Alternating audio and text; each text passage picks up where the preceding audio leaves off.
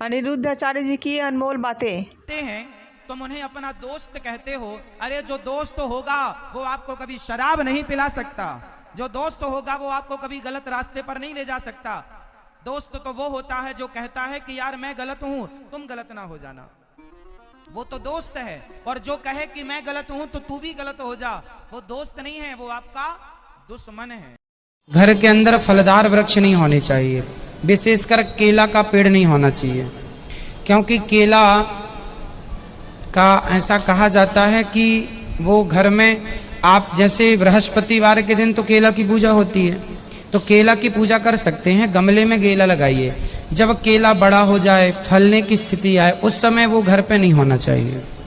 घर के अंदर मृत्यु के बाद क्या होता है, जब व्यक्ति मरता है तो यहाँ से पूरा केस मृत्यु लोक से यमलोक चला जाता है, रेफर हो गया। हम मृत्यु लोक के हैं, लेकिन जब यहाँ से मरेंगे तो हमारा केस यम लोक चला जाएगा। यमराज वहाँ निर्णायक बैठेंगे जज के रूप में, और वो हमारा पुण्य और पाप अलग अलग करेंगे। तराजू के दो पलड़े होंगे, एक पलड़े पर हमारा पाप होगा, दूसरे पलड़े पर हमारा पुण्य होगा। उस पाप और पुण्य को अलग अलग करके देखा जाएगा। जो आपका ज्यादा होगा, जैसे कि पाप ज्यादा है तो पाप का दंड देने 84 लाख योनियों में भेज दिया जाएगा। कुछ नरक में भी डाला जाएगा, जो 28 प्रकार के नरक हैं, रौरव, महारौरव, अंधतामिश्र, सुकरमुख, ऐसे इत्यादि।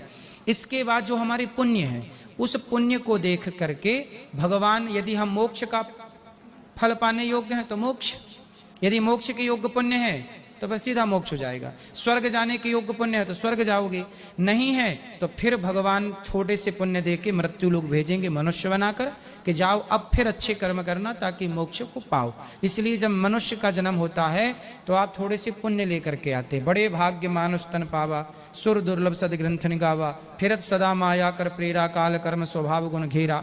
ये 84 के चक्कर से मुक्त होने का एकमात्र उपाय है मनुष्य का जीवन। अच्छे कर्म कर लिया जाए तो मोक्ष है, वरना भटका। संसार में ऐसा कोई नहीं है जिसके भीतर बुराई ना हो, तो हम क्यों कहें कि तुम बुरे हो। बुराई तो सब में है, किसी में ज्यादा है, किसी में कम है, किसी की दिख रही है, किसी की नहीं दिख रही है, पर बुराई तो सब में है। पर यहाँ क्या कहते हैं राम जी कि सपने हो नहीं देखे पर दोषा, हमें दूसरों की दोष, दूसरों की बुराई हमें देखना ही नहीं। नाम नहीं लेते थे, और जब उनकी मृत्यु आई तो वो किसी को गाली दे रहे थे। वो गाली दे रहे थे हराम ज्यादा, तो हराम में राम है बीच में, हराम जादे में बीच में राम आता है। वो हराम ज्यादा कह के प्राण उसके निकल गए। किसी को बोला होगा गुस्से में, है ना, बूढ़ा था, कभी उसने कोई ना पुण्य ना दान कुछ नहीं किया था, कोई उसका प्लस पॉइंट था ही नहीं, पुण्य का कोई खाता था ही नहीं, केवल पाप, शराब पीना, मांस खाना, गलत काम करना। पर मरते समय उसने किसी को गाली दी हराम ज्यादा और मर गया। जब मर के गया, यमदूत ले गए, सारा खंगाला किसका कोई पुण्य हो तो बताओ। बोले बहुत बड़ा पापी है, इसे तो नाली का कीड़ा बनाना होगा, और बड़ा पापी है सो नरक भेजेंगे। तभी दिखा कि अभी मरते मरते इसने एक पुण्य कर लिया है।